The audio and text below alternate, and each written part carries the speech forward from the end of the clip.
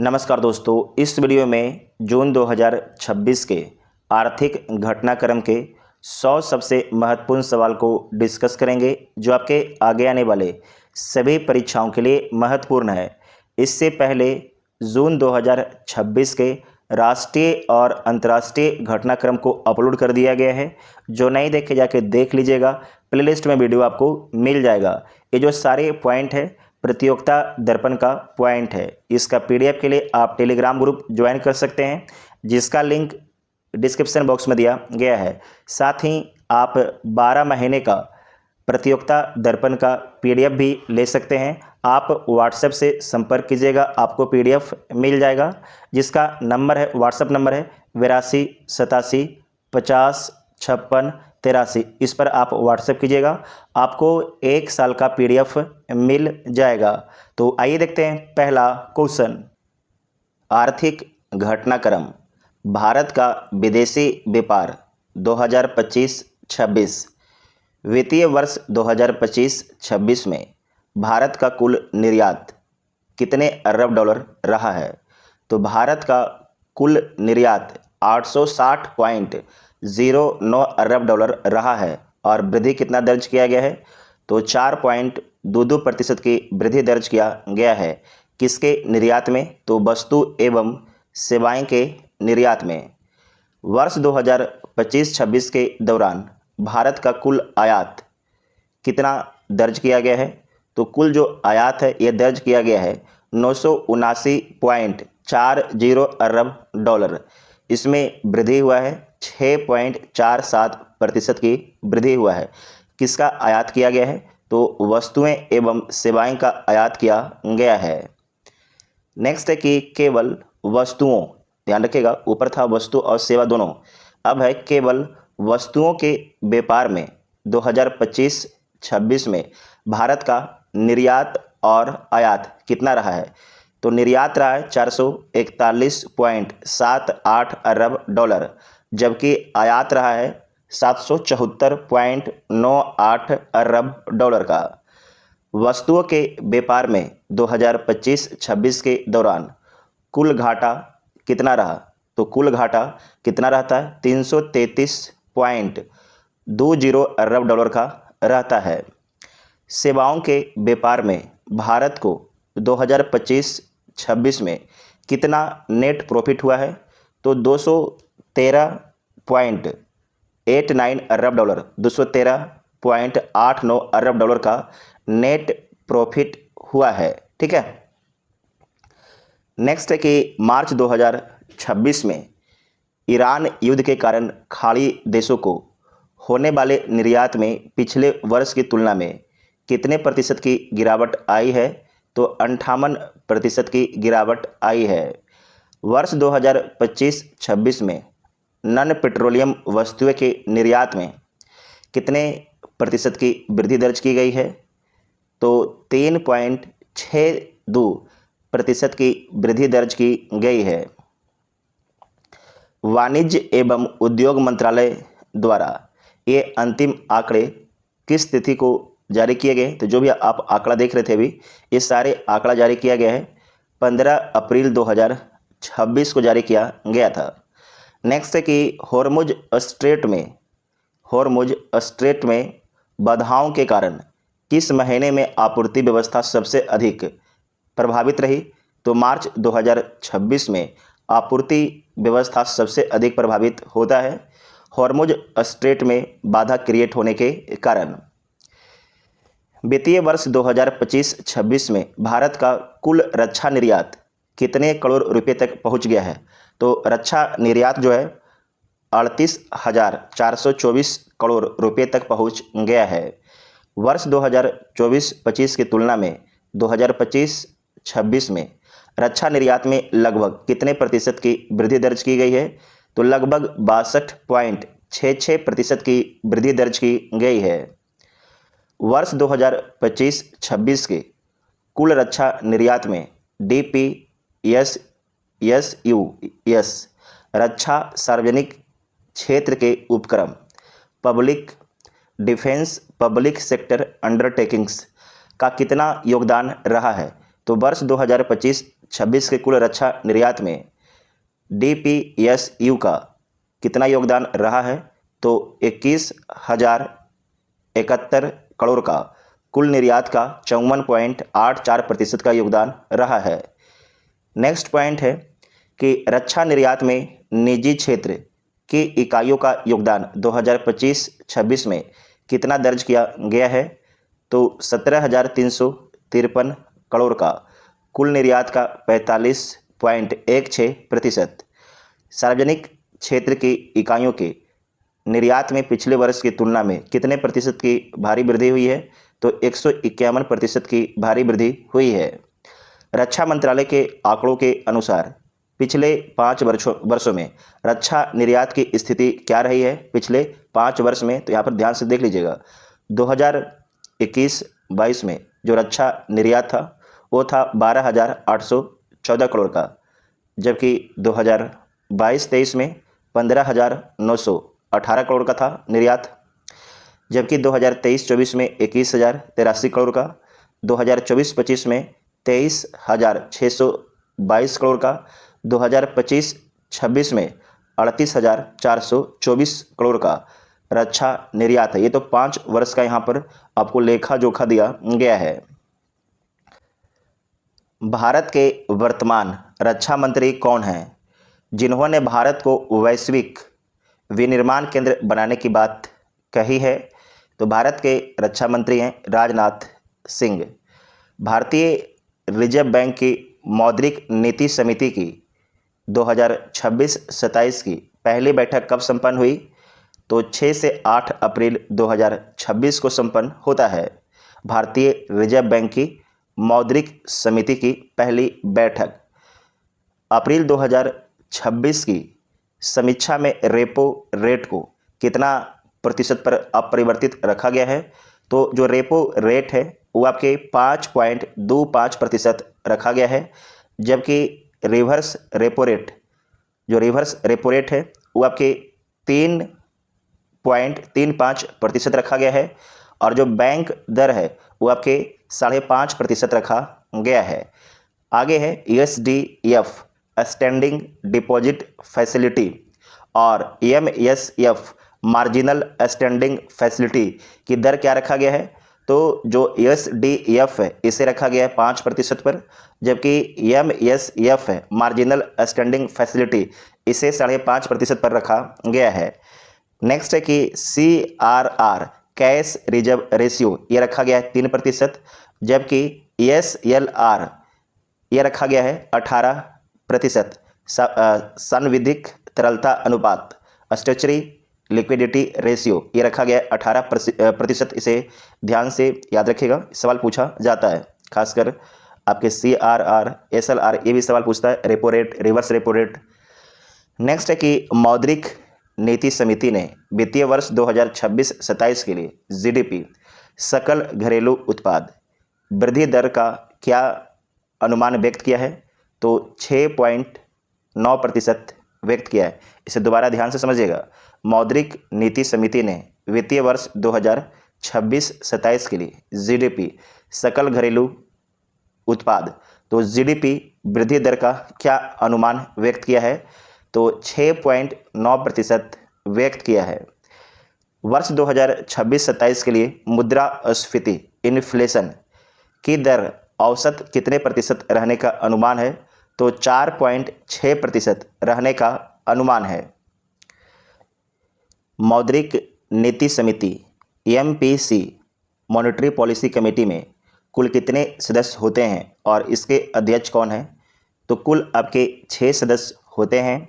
अध्यक्ष संजय मल्होत्रा हैं जो RBI के गवर्नर हैं।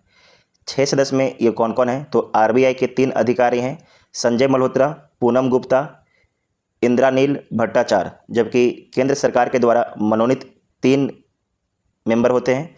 एक का नाम है नागेश्वर कुमार, उसके बाद है सौगत भट्टाचार्य, और एक नाम लिख लीजिएगा प्रोफेसर राम सिंह। तो ये 3 केंद्र सरकार के और 3 RBI के अधिकारी होते हैं। नेक्स्ट है कि PPF पब्लिक प्रोविडेंट फंड पर वर्तमान में ब्याज दर कितनी है? तो 7.1% है। सुकन्या समृद्धि योजना के तहत बालिकाओं के खातों पर कितनी ब्याज दर देय है? तो 8.2% ब्याज दर देय है। किसान विकास पत्र पर ब्याज दर क्या है और इसकी परिपक्वता, इसकी मैच्योरिटी अवधि कितनी है? तो 7.5% ब्याज है और 115 महीने की इसकी परिपक्वता अवधि है। वरिष्ठ नागरिकों के लिए SCSS वरिष्ठ नागरिक बचत योजना पर कितनी ब्याज दर मिल रही है? तो 8.2% मिल रही है।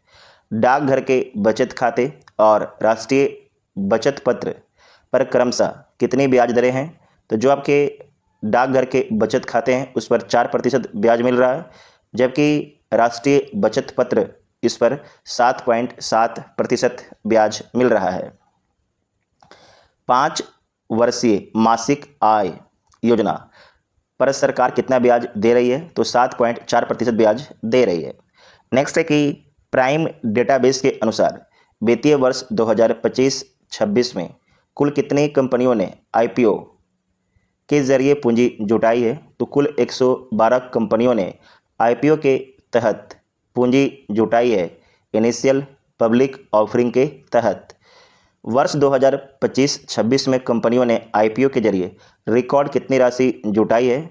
तो 1,78,963 करोड़, जो पिछले वर्ष से 10% अधिक है। वित्त वर्ष 2025-26 का देश में सबसे बड़ा IPO किस कंपनी का था? तो टाटा कैपिटल का। कितना था? तो 15,512 करोड़ का। नेक्स्ट है कि वर्ष 2025-26 में दूसरे और तीसरे सबसे बड़े IPO किन कंपनियों के रहे हैं? तो पहला तो रहा टाटा कैपिटल्स का, दूसरा रहा है HDB फाइनेंशियल सर्विसेज का 12,500 का, और तीसरा रहा ELG इलेक्ट्रॉनिक्स का 11,605 करोड़ का। नेक्स्ट है कि कंपनियों द्वारा जुटाया गया कुल पब्लिक इक्विटी फंड 2025-26 में कितना है?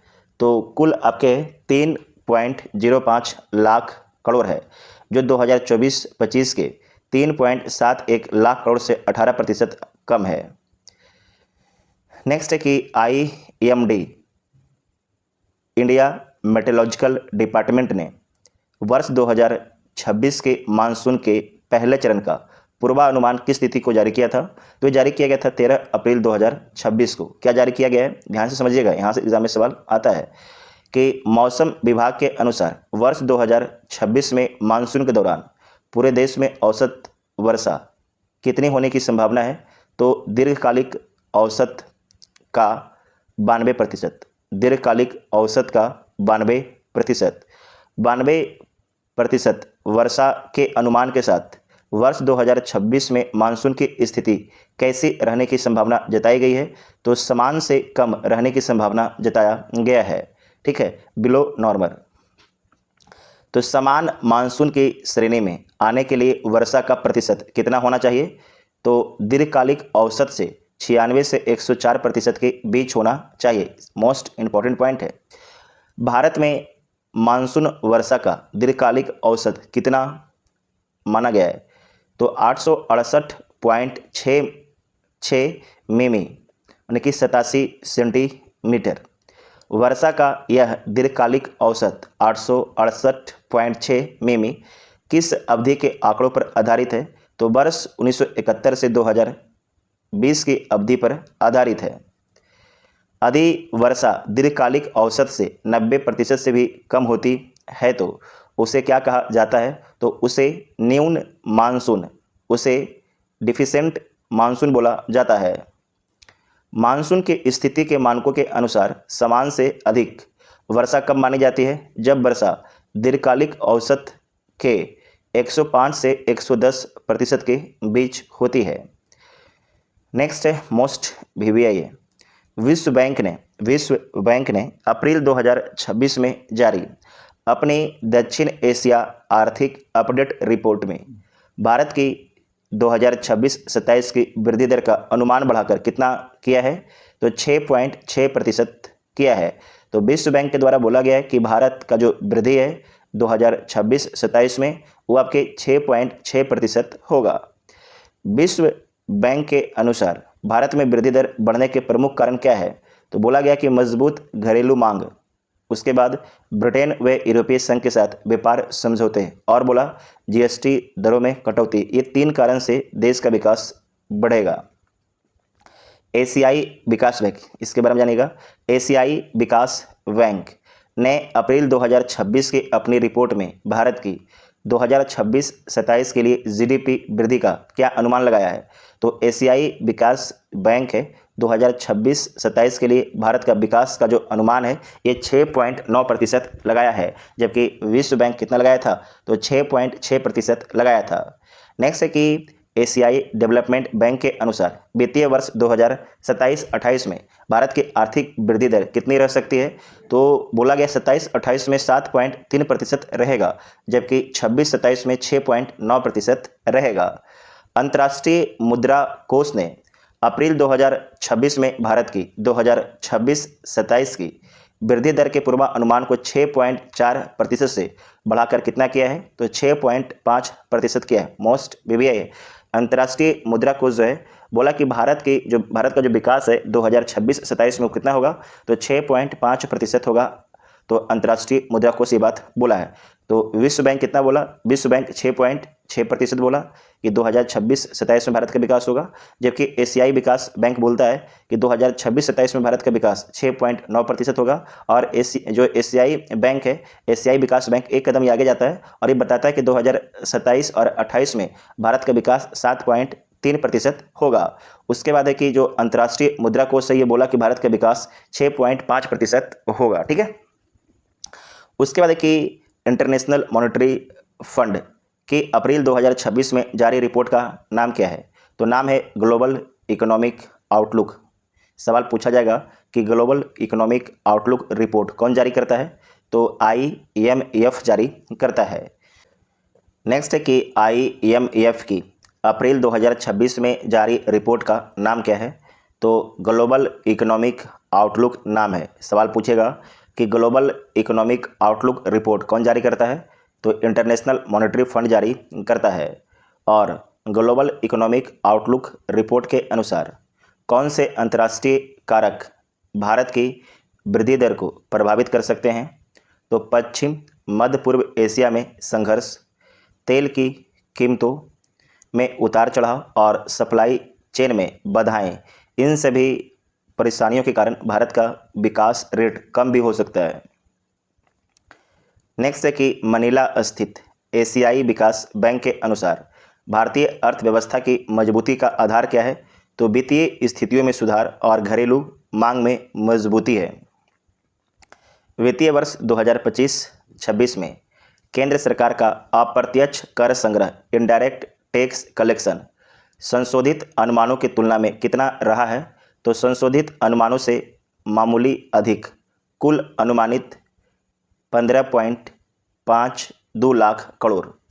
उसके बाद है कि वर्ष 2025-26 में CGST केंद्रीय वस्तु एवं सेवा कर से कितनी राजस्व प्राप्ति हुई है 2025-26 में? तो 9.58 लाख करोड़। जो संशोधित अनुमान है ये कितना आ सकता है? तो 100.8% आ सकता है। ठीक है।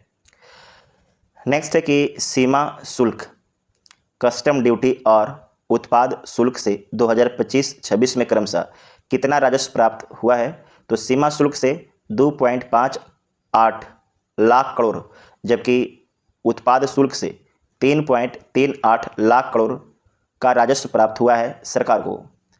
नेक्स्ट है कि पान मसाला उत्पादों पर स्वास्थ्य एवं राष्ट्रीय सुरक्षा उपकर कब से लागू किया गया है? तो 1 फरवरी 2026 से लागू किया गया है।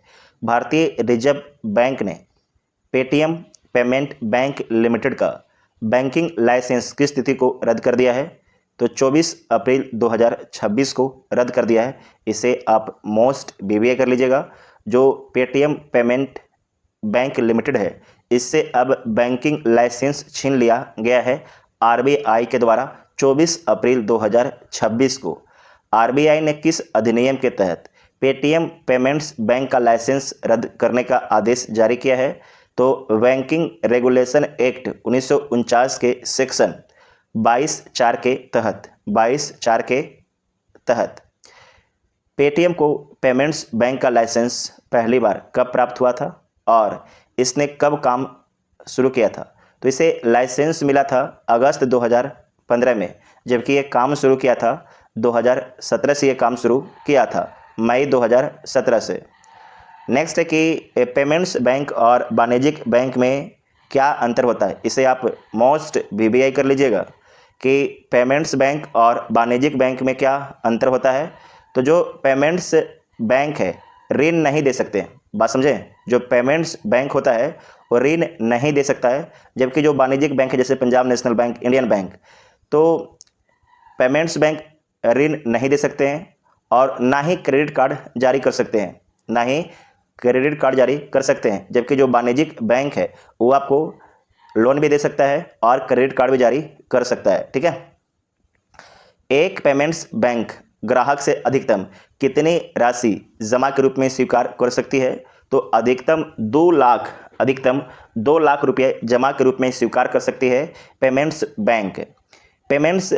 पेटीएम पेमेंट्स बैंक का लाइसेंस रद्द होने के बाद अब भारत में कौन से प्रमुख पेमेंट्स बैंक काम कर रहा है? तो भारत में जो प्रमुख पेमेंट्स बैंक है उसमें एयरटेल पेमेंट्स बैंक है, फिनो, जियो, इंडिया पोस्ट और एनएसडीएल पेमेंट्स बैंक है, ठीक है।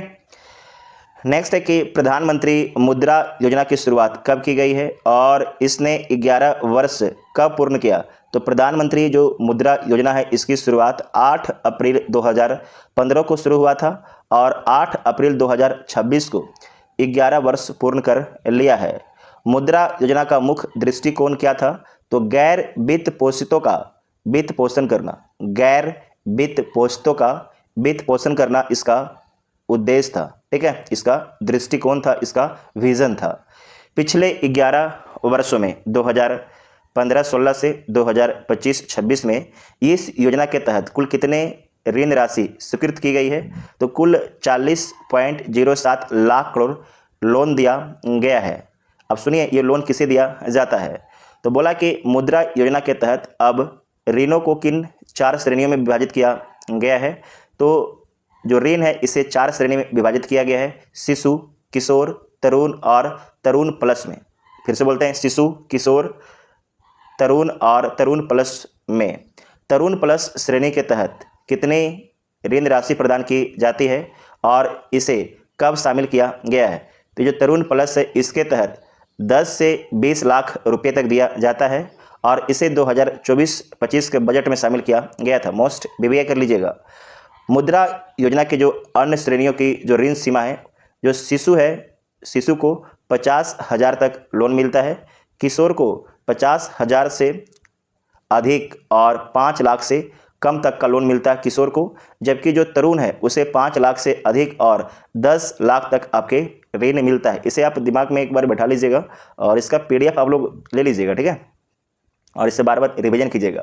देखिए बहुत से जो बातें होती है वो एग्ज़ाम में नहीं भी पूछा जाता है, लेकिन इसमें जो भी डाटा दिया गया ना, डाटा सभी एग्ज़ाम में पूछा जाता है। ये तो यूपीएससी पूछता है, बीपीएससी पूछता है, चाहे जो भी अगर एग्ज़ाम होता है वो सारे पूछते हैं। बाकी जो एग्ज़ाम में पूछा जाने वाला डाटा नहीं था उसे हम हटा दिए पहले ही, है ना। और हटाने से पहले हमने बजाबते उस डाटा पर रिसर्च किया था कि क्या इस प्रकार से सवाल आता है कि नहीं आता है। तो जो सवाल अभी आपको दिख रहा है अपने वीडियो में, तो ये सारे के सारे सवाल एग्ज़ाम में पूछे जाते हैं, तो आप इसे अंडर एस्टिमेट मत कीजिएगा। नेक्स्ट है कि संख्या के आधार पर, किसके आधार पर? संख्या के आधार पर सर्वाधिक ऋण 74% किस श्रेणी में स्वीकृत किए गए हैं? तो शिशु श्रेणी में। किस श्रेणी में? शिशु श्रेणी।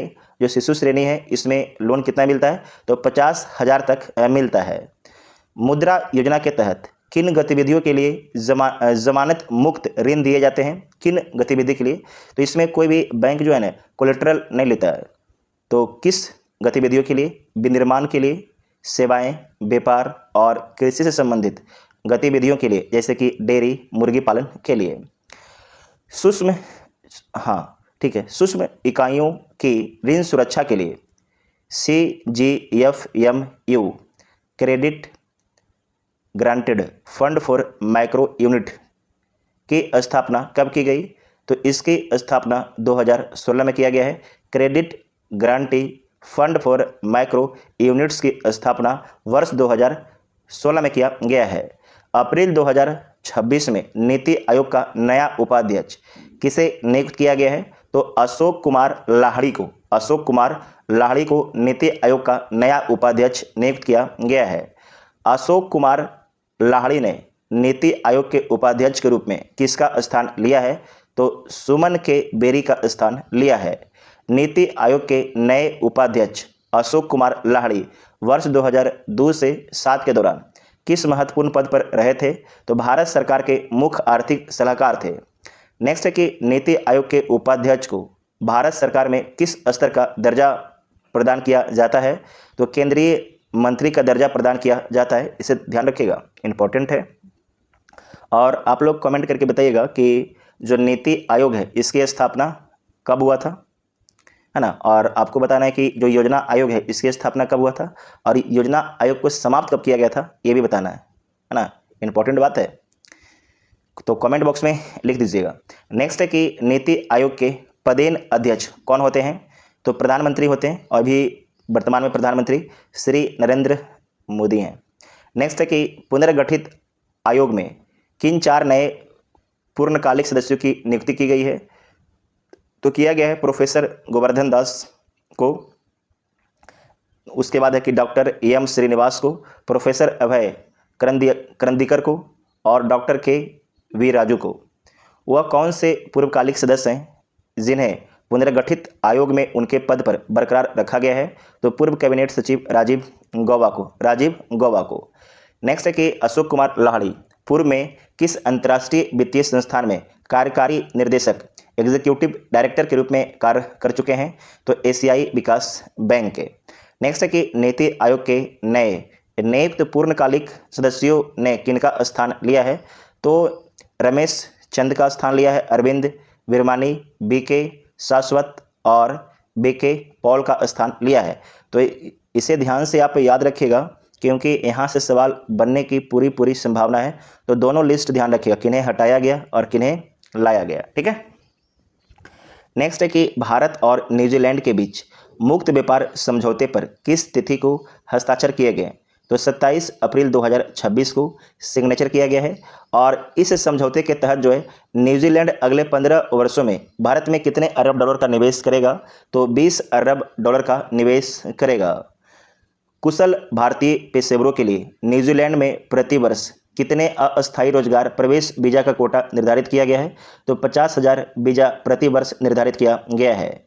न्यूजीलैंड के प्रधानमंत्री का नाम क्या है? तो प्रधानमंत्री का नाम है क्रिस्टोफर लक्सन, जिन्होंने इस समझौते को ऐतिहासिक उपलब्धि बताया। तो याद रखिएगा कि जो न्यूजीलैंड के प्रधानमंत्री हैं उनका नाम है क्रिस्टोफर लक्सन। क्या नाम है? Christopher Luxon.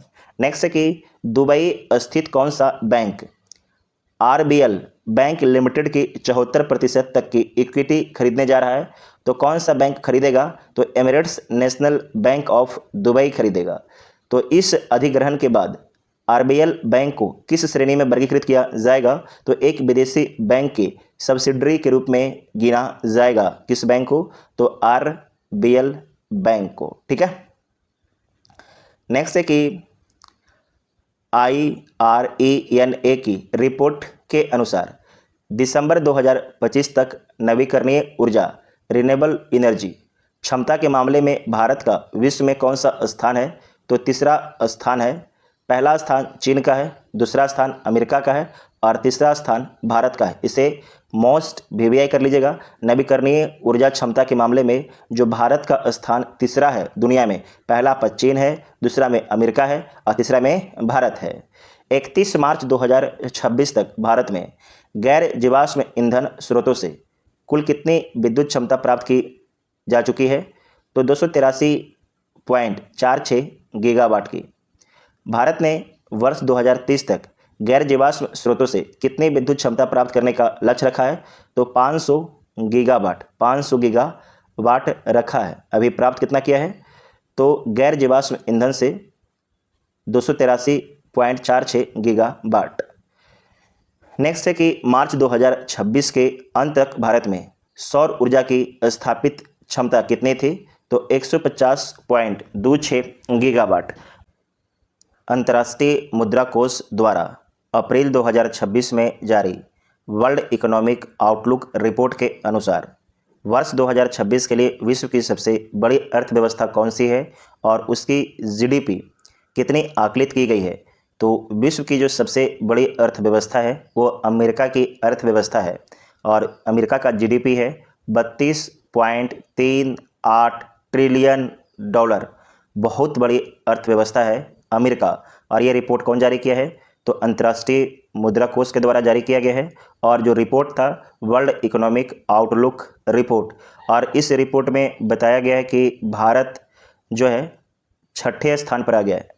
भारत जो है विश्व में जीडीपी के हिसाब से 6ठे स्थान पर आ गया है और जो भारत का जीडीपी है वो आपके 4.15 ट्रिलियन डॉलर की हो गई है। भारत जो पहले था वो 4ठे स्थान पर था, लेकिन अब भारत 6ठे स्थान पर चला गया है। मोस्ट बीबीआई कर लीजिएगा। वर्ष 2024 में विश्व की चौथी बड़ी अर्थव्यवस्था रहने के बाद 2026 में भारत की रैंकिंग गिरकर 6ठी होने का मुख्य कारण क्या है? तो मुख्य कारण है कि डॉलर के मुकाबले रुपये में आई गिरावट और विनिमय दर का प्रभाव, एक्सचेंज रेट का प्रभाव। तो ये दो कारण दिमाग में रखिएगा। और अभी जो डॉलर के मुकाबले रुपया है वो कंटिन्यू गिर ही रहा है, तो ज़्यादा प्रभाव डाल सकता है भारत की जीडीपी पर। नेक्स्ट है कि इंटरनेशनल मॉनेटरी फंड की रिपोर्ट के अनुसार वर्ष 2026 के लिए चीन की जीडीपी कितने ट्रिलियन डॉलर आकलित की गई है और वह किस स्थान पर है? तो देखिए जो चीन की जीडीपी है वो आपके 20.85 ट्रिलियन का कितना है?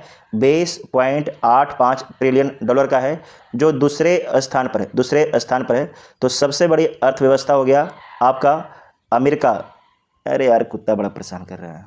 अंतर्राष्ट्रीय मुद्रा कोष द्वारा अप्रैल 2026 में जारी वर्ल्ड इकोनॉमिक आउटलुक रिपोर्ट के अनुसार वर्ष 2026 के लिए विश्व की सबसे बड़ी अर्थव्यवस्था कौन सी है और उसकी जीडीपी कितनी आकलित की गई है?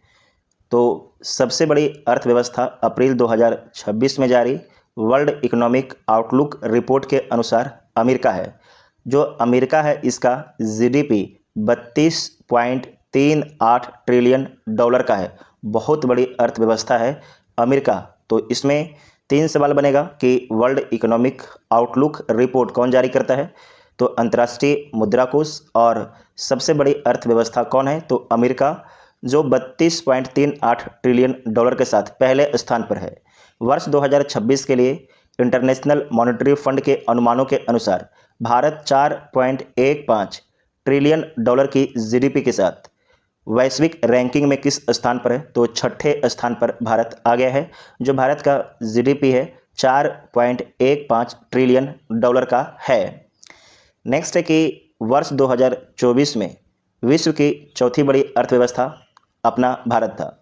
तो बोला गया कि वर्ष 2024 में विश्व की चौथी बड़ी अर्थव्यवस्था रहने के बाद 2026 में भारत की रैंकिंग गिरकर 6ठी होने का मुख्य कारण क्या है? तो मुख्य कारण है डॉलर के मुकाबले रुपये के मूल्य में आई गिरावट। जो डॉलर है कंटिन्यू मजबूत हो रहा है, रुपया कंटिन्यू कमज़ोर हो रहा है। तो पहला कारण तो ये है। दूसरा है विनिमय दर, एक्सचेंज रेट का प्रभाव। ये दो कारण के कारण भारत की जो जीडीपी है वो आपके नीचे आ गया है। नेक्स्ट है कि इंटरनेशनल मॉनेटरी फंड की रिपोर्ट के अनुसार वर्ष 2026 के लिए चीन की जीडीपी कितने ट्रिलियन डॉलर आकलित की गई और वह किस स्थान पर है? तो चीन का जो जीडीपी है 20.85 ट्रिलियन डॉलर है, जबकि रैंकिंग में बात कीजिएगा तो दूसरा स्थान पर है। दुनिया में सबसे बड़ी जीडीपी अमेरिका का है, उसके बाद चाइना का है और भारत का स्थान 6ठा है ना, याद रखिएगा। नेक्स्ट है कि अंतर्राष्ट्रीय मुद्रा कोष के अनुसार भारत किस वर्ष तक ब्रिटेन और जापान को पीछे छोड़कर पुनः विश्व की चौथी बड़ी अर्थव्यवस्था बन सकता है? तो वर्ष 2027-28 तक जो है भारत ब्रिटेन और जापान को पीछे छोड़कर फिर से चौथी बड़ी अर्थव्यवस्था बन सकता है। नेक्स्ट है कि इंटरनेशनल मॉनेटरी फंड के नवीनतम आंकड़ों के अनुसार विश्व की शीर्ष 5 अर्थव्यवस्थाओं का क्रम क्या है। तो सबसे बड़ी जो अर्थव्यवस्था है वो अमेरिका है, दूसरा चीन, यहाँ तक आप जान चुके हैं। तीसरा जर्मनी, दिमाग में बैठा लीजिएगा, तीसरा जर्मनी, चौथा जापान, पाँचवा यूनाइटेड किंगडम है। वर्ष 2026 के लिए इंटरनेशनल मॉनेटरी फंड की रिपोर्ट में जर्मनी और जापान की जीडीपी क्रमशः कितने ट्रिलियन डॉलर की अनुमानित की गई है। तो जो जर्मनी है उसका जीडीपी 5.45 ट्रिलियन डॉलर का है, जबकि जापान का 4.38 ट्रिलियन डॉलर का है। नेक्स्ट पॉइंट है कि क्या भारत की जीडीपी रैंकिंग में आई यह गिरावट अस्थायी मानी जा रही है। तो ये अस्थायी नहीं है। इंटरनेशनल मॉनेटरी फंड के अनुसार भारत की उच्च विकास दर के चलते यह स्थिति जल्द ही सुधरेगी। तो आपके जो आर्थिक घटनाक्रम है पीडी का यहाँ पर समाप्त होता है। इससे पहले राष्ट्रीय और अंतर्राष्ट्रीय घटनाक्रम को अपलोड किया गया था, जो नहीं देखे जाके देख लीजिएगा, प्लेलिस्ट में वीडियो मिल जाएगा। Thank you.